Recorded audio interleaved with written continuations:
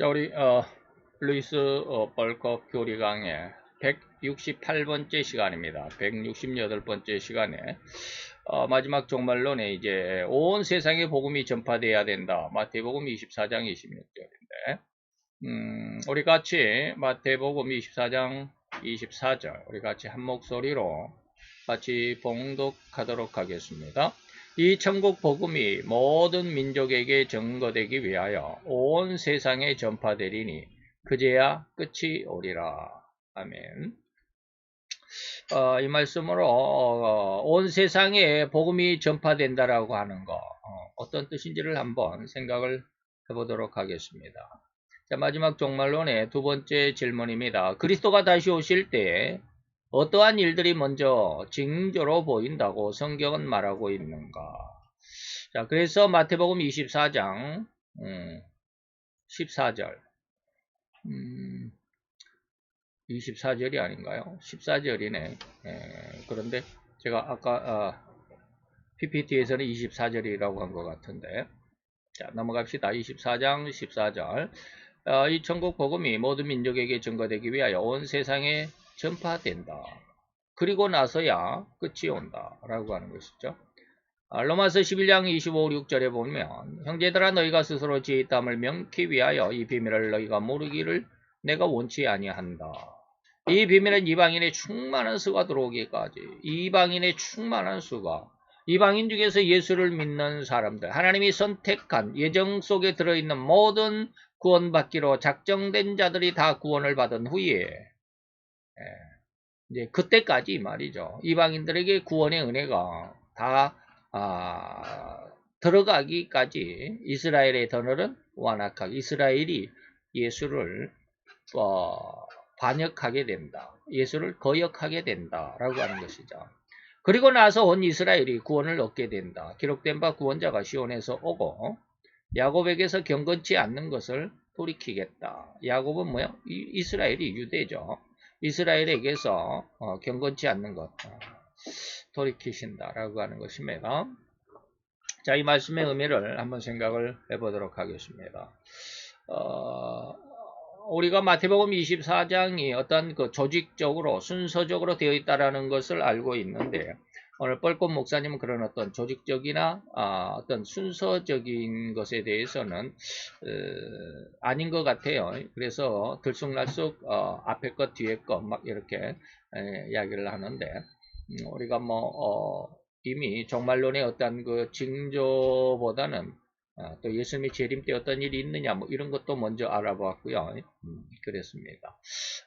그런데 오늘 교재에 있는 그 순서대로 해가 나가기 때문에 오늘 이 말씀 마태 24장 14절을 봅니다. 마태 24장은 예수님의 종말론이다 라고 할 수 있죠.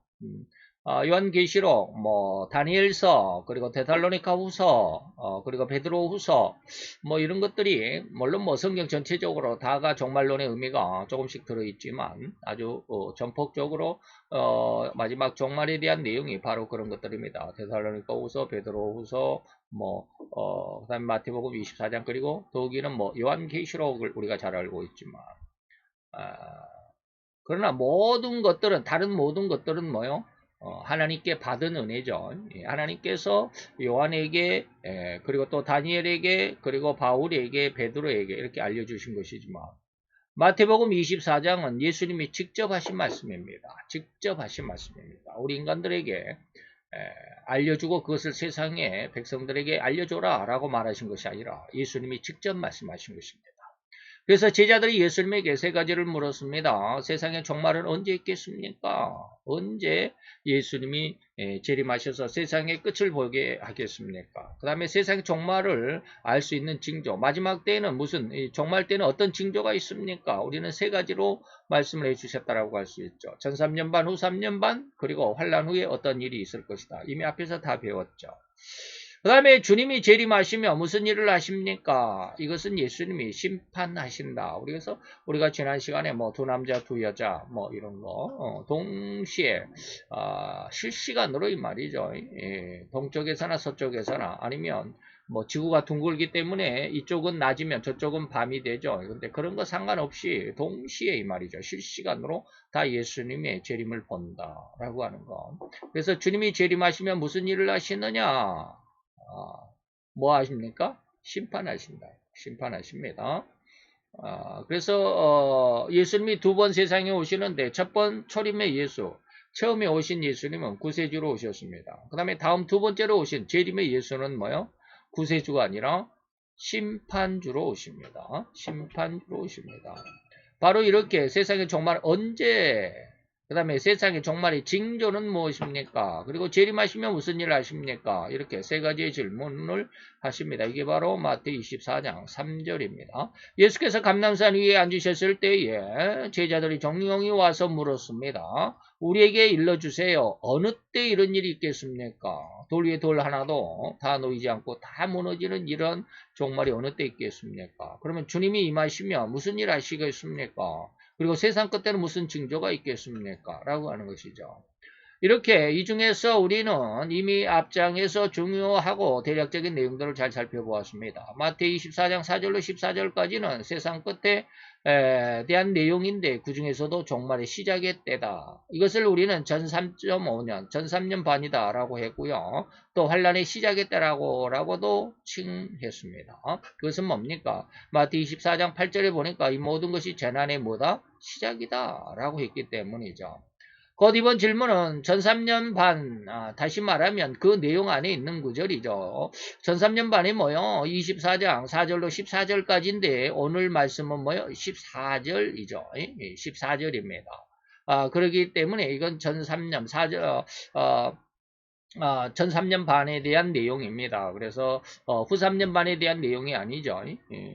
그리고 이것이 전 3년 반의 내용이지만 이것을 잘 또 후 3년 반은 전혀 안 이루어질 거야 라고 말할 수도 없습니다.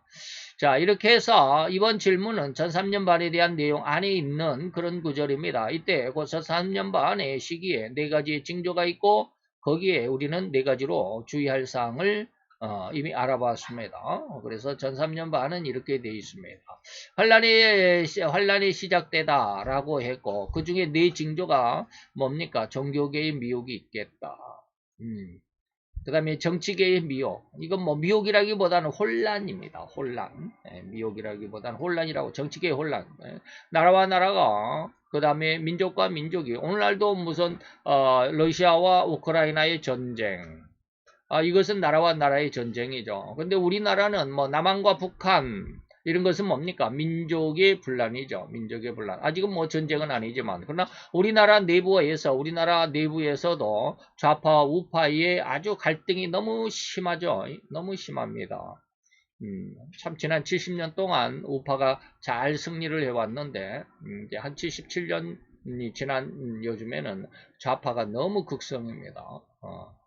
바로 이런 것이 나라와 나라, 민족과 민족, 이게 정치계의 혼란입니다. 자연계의 미혹, 자연계의 혼란은 뭘까요? 첫째의 기근과 지진. 요즘에 어저께 밤도 비가 엄청 많이 왔는데 지금은 장마라고 그러잖아요. 장마. 근데 뭐 우리는 아직 그렇게 큰 피해는 없는데 지금 저 중국 같은 데는 비가 엄청 와가지고 모든 것이 막 떠내려가고 또 한쪽에서는 또 불이 또 그냥 막 한 달씩 타고 들어가고 또 어떤 쪽에서는 전쟁 때문에 또 기근, 한재, 뭐 난리법석이죠. 지금 세계가 난리법석입니다. 그 다음에 인간계의 미혹, 인간계의 혼란, 인간계의 혼란은 뭡니까? 사람이 사람을 믿지 못하는 것이죠. 사람이 사람을 막 죽이고 살상하는. 지금 뭐 전쟁에서는 그러죠. 전쟁에서는 그렇습니다. 사랑이 식어가고 그 다음에 악이 성하다라고 하는 것입니다. 이런 것들. 그래서 지금도 러시아가 푸틴이 아주 러시아 국민들은 전쟁에 내버리지 않고 자기가 이제 점령했던 뭐 체첸공화국 이런 쪽 어디 공화국 그 옆에 있는 조그만 나라들 친러시아 성향의 나라들을 점령해서 그 나라의 백성들을 전부 징집을 해가지고 훈련도 일주일만 훈련시키고 막 전쟁에 내보내죠. 그래 일주일 훈련받은 군인들이 얼마나 잘 싸우겠습니까? 그래서 약 지금 4달이 넘어가는데 전쟁이 4달이 넘어가는데 약 3만 명 이상이 죽었습니다. 러시아의 군인들만 우크라이나 군인들도 뭐 한 2만 이상 죽었을 것 같죠. 그래서 4만 명 정도가 죽습니다. 이것은 뭡니까? 인간을 뭐요? 자기 욕심의 방패로 내몹니다. 옛날 우리나라 6.25 전쟁 때도 중국이 그랬죠. 마오쩌둥이가 모태통이라고 우리는 그래 발음했는데 중국 발음으로 마오쩌둥이라고 그러는데 마오쩌둥이 인해 전술해 가지고 사람을 총알 바지로 해갖고 얼마나 많이 보냈는지 총을 쏴도 계속해서 밀려오는 중공군들에게 밀렸다. 뭐 이런 이야기도 있죠. 이게 뭡니까? 사람을 자기 욕심에 희생시키는 이러한 일들이 비일비재하다. 자, 이럴 때 우리는 4가지로 주의합니다. 이런 미혹을 받지 말라. 이 마지막 때 이 미혹들, 4가지의 이 미혹들, 혼란 속에 흔들리지 마라 이 말이죠.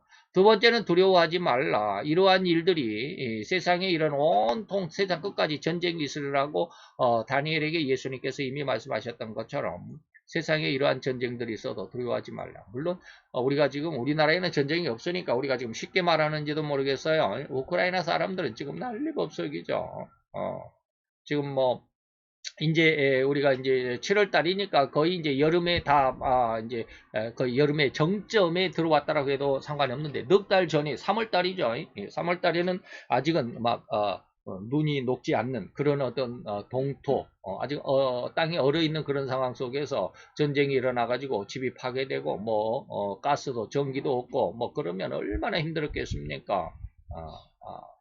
그러죠. 그러나 뭐 하지 말라?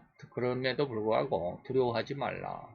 그 다음에 끝까지 이러한 사태를 견디어내라. 거기에 힘들다고 어렵다고, 거기에 잘못된 곳에 동조하게 되면 곤란하죠. 근데 이게 끝까지 견디기가 그렇게 힘듭니다. 그 다음에 복음이 땅끝까지 전파된다. 오늘 본문 말씀이고 본문에 대한 해석을 요구하는 곳이죠. 14절입니다. 그 다음에 이제 작은 글씨로 이렇게 대환란 속에 여러 가지가 4가지와 4가지. 그 다음에 또한 환란 후에 있을 징조 4가지와 주의할 점 4가지가 있습니다. 넘어갑시다. 자, 여기 제시한 내용이 마태 24장에서 제자들이 예수님에게 질문한 3가지 중에서 한 가지입니다. 전 3년 반에 대한 것이죠.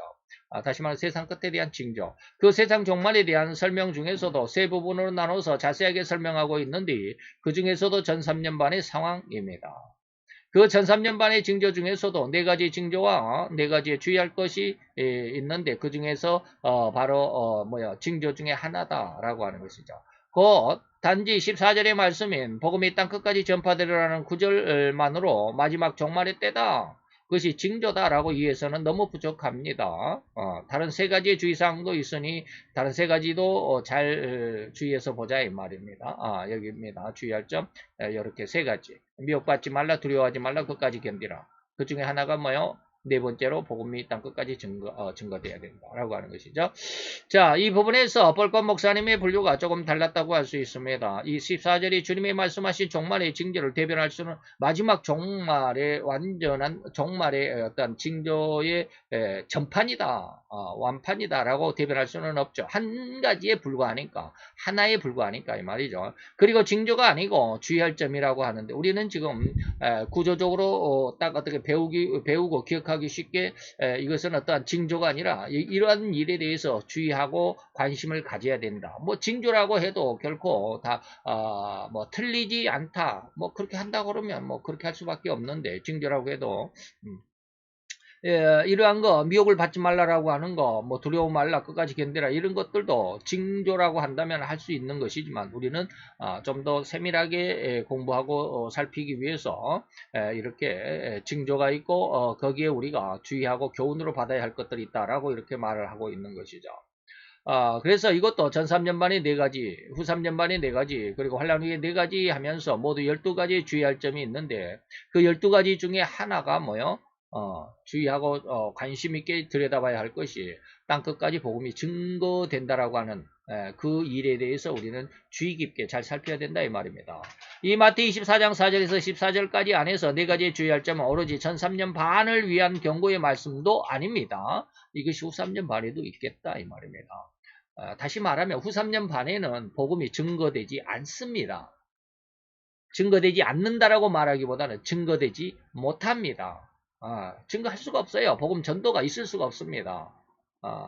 전 3년 반에는 그래도 기독교의 어떠한 뭐라 그럴까 중심 시대이기 때문에 기독교가 아직은 공격받지 않는 기독교가 나름대로 일을 할 수 있는 기간이기 때문에 전 3년 반 때 복음이 땅끝까지 증거되는 그러한 일이 있을 것입니다만은 후 3년 반이 적그리스도가 세상을 딱 장악하게 되면 복음 전도하는 것에는 아주 눈꽃만큼도 허리만큼도 용납되지 못합니다. 그렇기 때문에 복음이 땅끝까지 증거되는 것은 우리가 전 3년 반의 어떤 특징 중에 하나고 주의해서 살펴봐야 할 것이다 라고 이렇게 말하는 것이다 라는 겁니다. 그러나 꼭 전 3년 반에 의한 경고 말씀은 아닙니다. 끝까지 마지막 이제 후 3년 반도 있고 환란 후에 어떤 일도 있습니다. 그때까지 말이죠. 단지 전 3년 반의 시기일 뿐인데 사람들은 이 징조들을 경험하면서 세상에 종말이 왔다고 다들 두려워하며 불안해하는 것을 뭐하라? 주의하라고 하신 것입니다. 그래서 6절에 보니까 난리와 난리 소문을 듣겠으나 너희는 삼가 두려워하지 말라. 이런 일이 있어야 하되 뭐다? 끝은 아직 아니다. 이제 시작이다 라고 8절에서 말합니다. 물론 전 3년 반에서 이 말씀은 주의 말씀에 포함되기도 하겠지만 환란 후까지 모든 사건 곧 12가지 징조가 다 이루어지는 것을 볼 때까지는 주의사항이라고 하는 의미와 함께 징조라고 해석할 수도 있겠다라고 하는 것입니다. 어쨌든 14절의 말씀은 전 3년 반에 대한 주의의 말씀으로 이러저러한 종말의 사건들이 속속 그리고 세계 방방곡곡에서 우후죽순처럼 일어날지라도 지금 당장 종말이라고 호들갑 떨지는 말라라고 이렇게 말합니다. 예.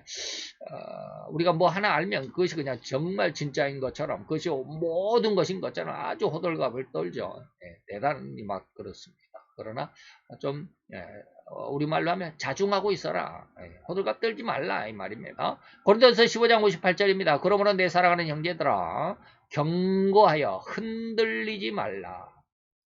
항상 주의 일에 더욱 힘쓰는 자들이 되라. 이는 너희 수고가 주 안에 헛되지 않을 줄 우리가 안다. 자, 형제들아 경고하여 흔들리지 말라. 누가 뭐라고 그래도 흔들리지 않아야 된다 라고 하는 것입니다. 누가 여기서 이 말하면 그냥 이리 흔들, 저기서 저 말하면 저리 흔들, 이리 가고 저리 가고 그래서는 안 된다 라고 하는 것이죠. 빌립보서 1장 27절입니다. 27절로 28절 이렇게 28절이 안 들어가 있네. 오직 너희는 그리스도 복음 안에서 합당하게 생활하라. 이는 너희가 가보나 떠나 있으나 너희가 일심으로 서서 한 뜻으로 복음의 신앙을 위하여 협력하는 것과 아무 일이든지 대적하는 자를 인하여 두려워하지 아니하는 일을 내가 듣고 싶다라고 이 사도 바울이 빌립보 교회에게 말합니다. 자, 진리를 거절하고 방해하는 일에 대해서 그 일에 대해서 강력하게 대적하고 진리를 지키고 있다. 힘들어도 어려워도 고통스러워도 진리를 지키고 있다라고 하는 이러한 말을 바울 나는 듣고 싶다 이런 뜻이죠. 자, 이렇게 질문에 대한 전반적인 상황을 알아봤다고 한다면 이제 금일을 한번 알아봅시다. 14절입니다. 이제 온 세상에 복음이 전파되리니 그때야 끝이 오리라. 세상의 끝, 곧 이 세상의 물질 세상의 끝은 언제쯤일까 하는 것이 의문이 되겠죠. 종말의 징조 중에서 온 세상에 복음이 전파되어야 한다라고 하는 의미인데 이러한 의도, 이러한 의미를 사도 바울 역시 로마서에서 강력하게 어필한 바 있습니다. 자, 로마서 11장 25, 6절입니다. 형제들아 너희가 스스로 지혜 땀을 면기 위하여 이 비밀을 너희가 알기를 원치 아니하노니 이 비밀은 이방인의 충만한 수가 들어오기까지 이방인 예수를 안 믿는 유대 외에 다른 세계의 모든 민족들 중에서 충만한 수 구원받기로 예정된 모든 자들이 다 들어오기까지 이스라엘은 예수를 받아들이지 않을 것이다. 완악하게 될 것이다. 그 하나님의 의도는 오직 유대인만을 구원하려는 것이 아닙니다. 유대인만의 하나님이 되시고자 하심이 아니라는 것이죠. 하나님은 온 인류를 다 하나로 창조하셨습니다. 그래서 창세기 1장 22절 온 세상의 모든 사람들 하나님의 형상과 그리고 하나님의 모양대로 남자와 여자를 창조하셨다. 이것을 에베소서 2장 14절에 보니까 이제 온 인류를 하나로 창조하셨다는 말을 예수는 우리의 합형이신지라 둘로 하나를 만들어 뭐하고 둘이요? 이방인과 유대인. 이방인과 유대인을 구분이 없이 너는 이방인이야, 너는 유대인이야 라고 둘로 이렇게 구분하는 것을 이제는 구분을 패해버렸다. 그래서 우리의 화평이신지라 둘로 하나를 만들었다. 그리고 중간에 막힌 담을 헐어버렸다. 이 말이 무슨 말일까요? 예수님이 십자가로 유대인만 구원하신 것이 아니라 이방인도 구원하시는 십자가의 죽음이었다. 이 말입니다. 베드로서 3장 9절입니다. 주의 약속은 어떤 이에 더디라고 생각하는 것까지 더딘 것이 아니라 오직 너희를 대하여 누구를 대하여? 온 인류를 대하여 이 말이죠. 오래 참으사 아무도 멸망하지 않고 다 회개하여 구원에 이르기를 원하십니다. 하나님은 결코 이방인이나 유대인이라는 것을 구분을 원치 않으셨습니다. 단지 온 인류의 온 족속 중에서 특별하게 유대인을 하나님의 비밀, 하나님의 구원하시는 은혜를 맡은 자로 선택했을 뿐입니다. 다시 말하면 마치 학교의 학급에 수십 명이 있을지라도 저의 학교 초등학교 다닐 때는 뭐 한 60명이었어요. 그런데 지금은 뭐 한 40명이 안 되죠. 25명 되는 학급도 있다고 그래요. 한 학급에 25명. 저희 때는 뭐 한 60명이었습니다. 그때는 애들이 많아가지고 뭐 국가 정책적으로 둘만 낳자 해가지고 많이 낳으면 뭐야 가난해진다. 먹일 것이 없어갖고 가난해진다. 이런 어떤 정책이 있었습니다. 근데 요즘에는 뭐요 애를 너무 안 낳다 보니까 세계에서 애기를 제일 안 낳는다고 그러잖아요. 우리나라가. 두 사람, 남자와 여자 두 사람이 결혼을 하면 아이를 둘을 낳으면 그냥 그것이 보존입니다. 두 사람이 결혼해서 두 사람을 낳았으니까 보존이잖아요. 그런데 두 사람이 결혼해가지고 남자와 여자가 결혼해가지고 아이를 하나만 낳는다. 그러면 2분의 1로 줄어드는 겁니다. 인구가 2분의 1로 줄어드는 거예요. 무슨 말인지 이해가 되시죠? 네. 자, 그것처럼 어쨌든지 뭐 그런 이야기는 놔두고 옛날에는 오늘날이나 뭐 몇 명이 되든지 간에 학급에 수십 명이 있습니다. 20명이건 60명이건 있습니다. 그런데 반장은 뭐요? 한 사람이다. 아무나 선택해가지고 요즘에는 뭐 누구를 뭐 일부러 선택했다 뭐 이런 것 말고 좌우지간 아무나 선택을 해가지고 반장을 한 사람이에요. 온 인류 중에 유대인을 왜 선택했느냐? 그냥 유대인을 반장으로 막 뽑은 거예요. 하나님이 유대인을 네가 반장해라 이런 것입니다. 그리고 그들 유대인이 온 세계 만방에 하나님의 구원하시는 의도 그리고 선생님이 학급 모든 그 반원들에게 알리고자 하는 일을 모든 반원에게 다 이야기하는 것이 아니라 반장에게 얘기하죠. 이거 이렇게 하도록 해라. 그러면 이제 반장이 그 말을 듣고 가서 야 선생님이 이거 하라고 그랬어 라고 이렇게 말하는 것이죠. 지금 그러는 거예요. 유대인을 그렇게 반장으로 하나님께서 선출을 했어요. 그리고 온 인류에게 하나님의 뜻을 전하도록 했어요. 뭐요? 온 세계 만방에 하나님의 구원하시는 의도 그 은혜를 전파하기를 원하셨습니다. 근데 반장이 선생님이 이 말을 듣고 반에 가가지고 말을 안 했다 이 말이에요. 자기 혼자만 알고 있더라. 이런 뜻이 바로 오늘날 유대인입니다. 그런데 유대인들은 그러한 하나님의 의도를 미처 깨닫지 못했습니다. 오로지 여호와를 자기 유대인의 하나님으로만 한정해버리는 그러한 미련함, 우매함을 저질렀기에 하나님은 그러한 유대인들의 깨닫지 못함으로 인해서 억지로 이방인들에게 복음과 구원의 은혜가 전해지도록 했습니다. 그런데 이 복음을 누가 받았어요? 유대인들이 받았어요. 근데 그들이 세상에 전해주지 않으니까 하나님께서 억지로 전하도록 했습니다. 그게 뭡니까? 디아스포라라고 하는 겁니다. 유대인들이 멸망을 받아 세계 방방곡곡으로 다 그냥 뿔뿔이 흩어져 버립니다. 그래서 그 흩어진 그곳에 가서 자기들끼리 그들은 예수를 안 믿으니까 복음을 믿고 하나님의 말씀을 증거하고 예배드리는 이 모든 것들을 하나하나 증거하게 됐다. 이런 뜻입니다. 그 방법이 바로 유대인들이 예수님을 거역하는 일이 있어야만 했다. 강팍합니다. 완악합니다. 이방인의 수가 차기까지 유대에 완악하게 될 것이다 라고 하는 로마서의 사도 바울의 말이 바로 이겁니다. 유대인들이 예수를 거역하는 일이 있어야 했고 그 거역하는 일, 곧 예수를 거역하고 십자가에 죽이는 일로 인해서 유대인들은 하나님의 징계를 받았고 그 죄값으로 인해서 세상에 흩어지게 되는 큰 사건이 있었습니다. 이걸 우리는 디아스포라라고 그러죠. 이러한 처음 시도가 바벨론한 느부갓네살에게 당한 유대인 멸망, 기원전 606년이었습니다. 이후 바벨론이 멸망했을지라도 유대는 독립하지 못하고 이내 그 연이어서 메대와 파사에게 그리고 메대 파사가 망했는데도 또 그 다음에 헬라 나라 알렉산더 왕에게 또 나라가 멸망을 받죠. 그리고 이어서 로마에 계속해서 600여 년 동안 유대는 독립을 얻지 못하고 식민지로 전락해서 살아가고 있습니다. 그리고 지금까지 말이죠. 이러한 나라의 멸망으로 인해서 온 백성들이 여기저기 흩어짐으로 디아스포라로 인해서 흩어진 그곳에서 복음을 전하게 되었고 강력하게는 예수님의 사후 예수님이 죽은 이후에 50일 되던 날 성령님께서 강림하심을 오순절 성령 강림이죠. 이것으로 인해서 예수님이 12 사도들에 의해서 유대와 이방에 복음이 흘러들어가게 하셨던 하나님의 사역입니다. 이러한 과정을 오늘 바울은 로마서에서 담아냈습니다. 그게 로마서 11장 25, 6절입니다. 그래서 유대가 예수를 뭐 했다? 예수를 뭡니까? 예수를 받아들이지 않음으로 인해서 이 말이죠. 그래서 이방인의 수가 들어오기까지 이스라엘이 완악하게 되었다라고 하는 것이죠. 자, 이방인의 충만한 수고, 이것은 뭡니까? 이방인 중에서도 주님의 영광된 구원과 복음의 은혜 안으로 들어올, 다시 말하면 하나님께서 구원하기로 작정한 모든 자들, 즉 신자들의 수를 의미한 것으로 이방인들의 구원을 의미한 말이었습니다. 이러한 이방인 중에서 또는 땅끝이라고 말하는 것과 같이 이방인들이 살아있는 그곳, 그것은 땅끝까지라도 이 말이죠. 다시 말하면 온 세상 온 인류에게 주님의 이러한 구원의 복음이 증거된 후에 다시금 이스라엘의 구원이 들어가서 예수의 구원이 들어가서 이스라엘이 다시 예수를 믿게 되는, 그리하여 온 이스라엘이 구원을 이제 얻게 될 것이다. 이방이 먼저 구원을 받고 다시 이스라엘이 구원을 얻게 될 것입니다.